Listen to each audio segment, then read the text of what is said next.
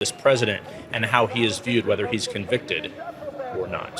Jeff Zelling, I appreciate it. Joining us now, one of the jurors, Angus King, independent senator from Maine. Senator King, thanks very much for being with us at the end of a long day. You were, of course, at the Capitol on the day of the insurrection, sitting there today watching video after video of what happened chronologically, different perspectives, the rioters coming just 58 steps away from you and your Senate colleagues, according to the impeachment managers. Republican Senator Ted Cruz said he doesn't think it adequately connects the former president to the attack or prove he committed high crimes or misdemeanors. Do you believe the former president is to blame and should be convicted?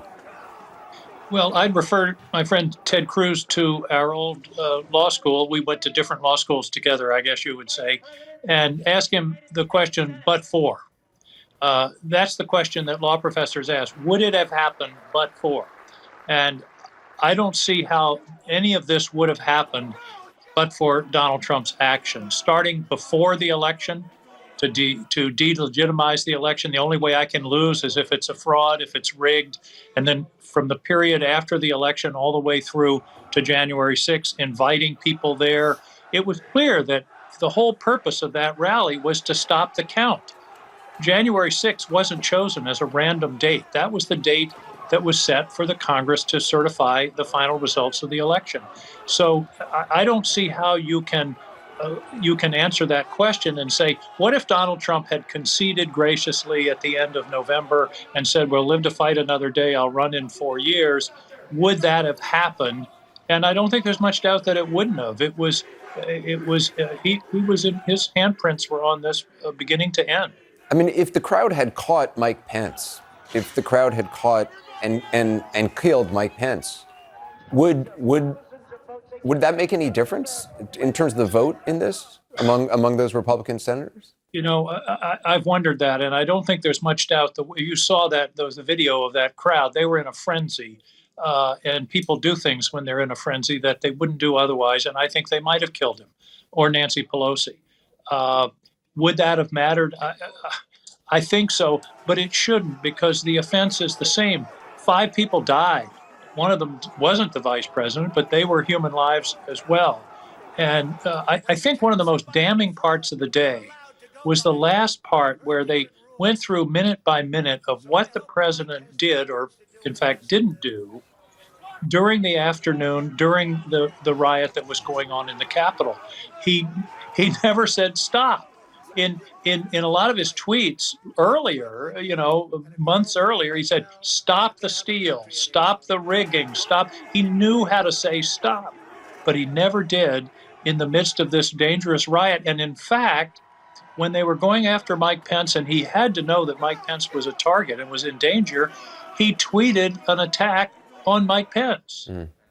Now, I thought that the passage of that afternoon and what he did and didn't do was really one of the most damning parts of the entire day. And of course, the first time he did speak that day, he said that he loved the people who did this, that they were very fine people, or very special people, I should say.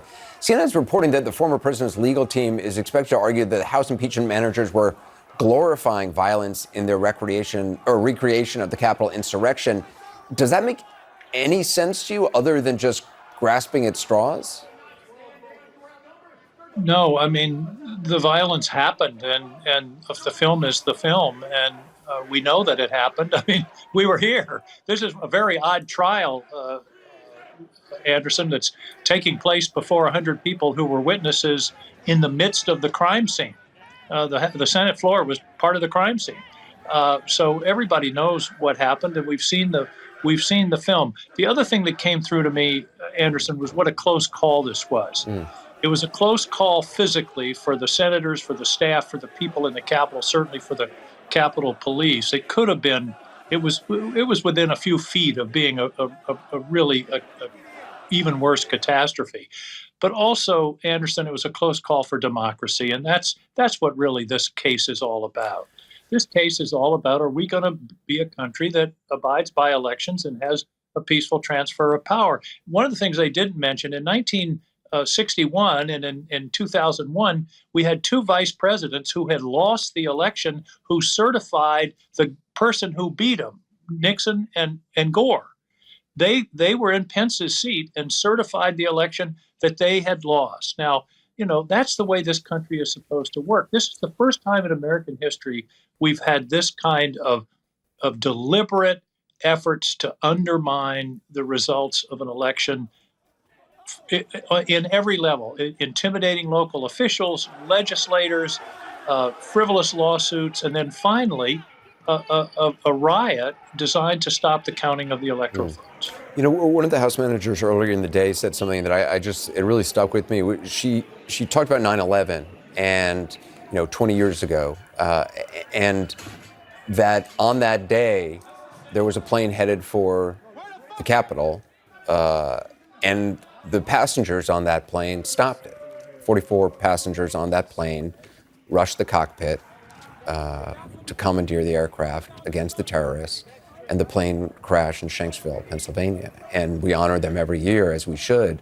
But the sacrifice that several dozen people were willing to make for people they didn't know in the Capitol, and for the Capitol itself, or the White House, for Washington D.C. itself, and the sacrifice made by the police officers, some of whom were no doubt supporters of President Trump, but they were there doing their duty, and that to defend the Capitol. Those people in that airplane. And that these attackers rifled through the desks of some of the Republican senators who are sitting there watching all this, and they're not going to do anything about it to defend the Capitol. Well, the other thing that occurred to me was that our democracy, in some ways, was saved by Republican office holders like Raffensperger in Georgia, or the fellow up in Michigan, the Republican certifier of the election. The Republican officials around the country, the legislators from Pennsylvania and Michigan that refused the president's entreaties to reopen the election, the governor of Georgia, all Republicans. And I'm thinking about, well, this room is full of Republicans. What's the difference between the Secretary of State of Georgia and my colleagues in the room today? He was willing to step up and say, this is wrong. And he did his duty, and I think in some ways he's one of the heroes of this whole thing. And I hope that my friends across the aisle will channel him and think about those people, as you pointed out, who literally gave their lives to save the United States Capitol. And I just, again, to go back to your very first question, well, this was just a crowd that happened to be here, and they were bad guys, and they broke into the Capitol.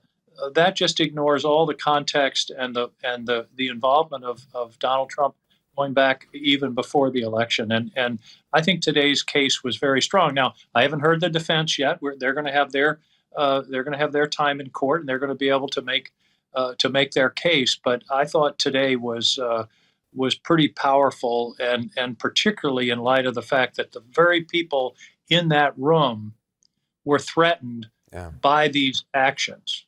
Senator King, I appreciate your time. Thank you, sir. Thank you.